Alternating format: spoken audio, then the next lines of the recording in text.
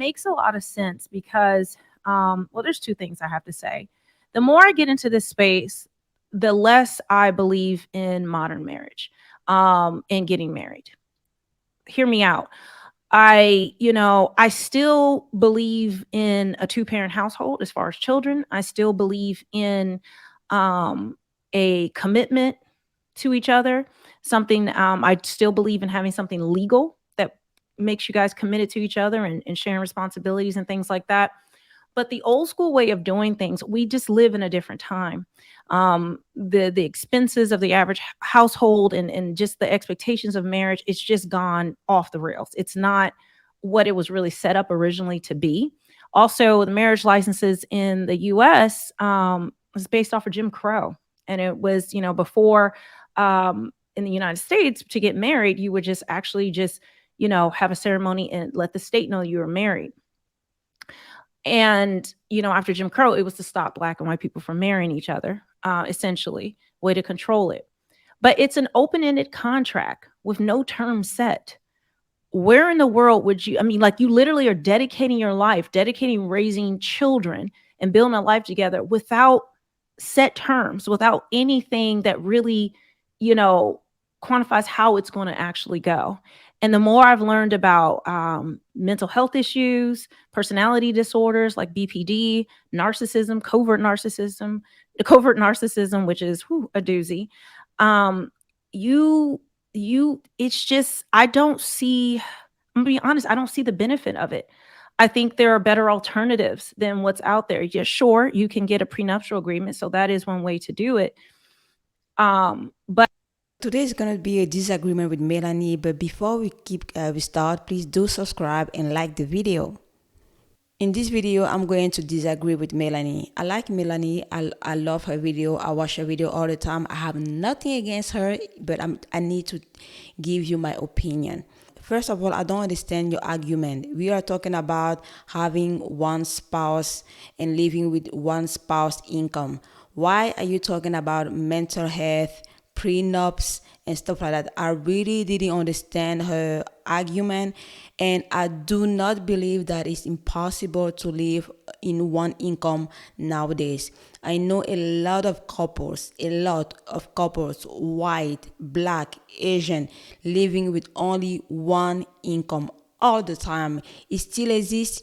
Family are still doing it. So people that are saying that it's impossible to live in one income, I have an issue with them, because first of all, having two income doesn't mean that you have good finance. Having two incomes doesn't mean that you are building wealth. There are a lot of family with two incomes and they are living paycheck to paycheck. So with one income, with two income, you can still build wealth if you know how to manage your money, if you know how to save, if you know how to invest your money, if you know how to do certain things with your money.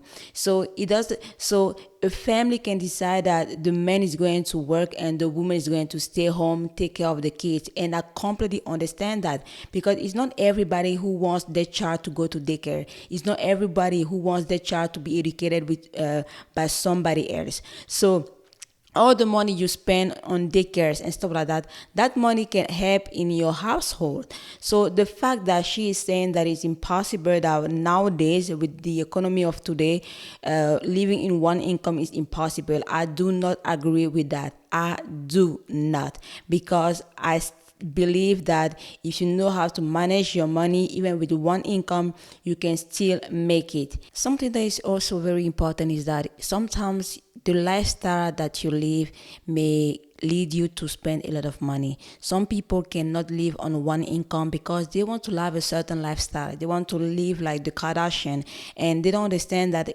living that life means a lot of money. And another thing also with Melanie, I don't know if you are a traditional woman or if you are a modern woman who is trying to be traditional, because your argument, I really didn't understand that. I'm confused a little bit right now.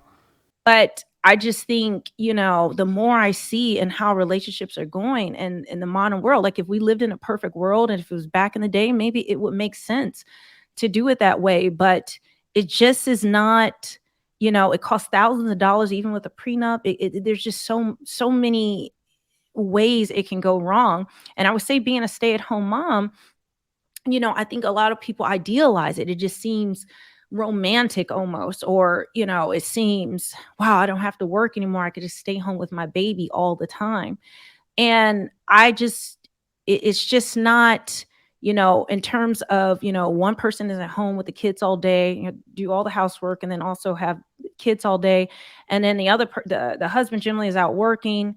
He gets to interact with other adults. He's trying to build and do whatever, make money and things like that. And then you come home, more chores to do. The mom needs a break, but he needs a break from coming home from work. And it just becomes, there's no easy answer for that, but I do see what she's talking about, because if a woman has not been making money for a long time and the man just makes all the money, and then she's a stay-at-home mom, I mean, it's a recipe for her to get primary custody and take his money. And I know there's a lot of talk about women being traditional or being stay at home and things like that.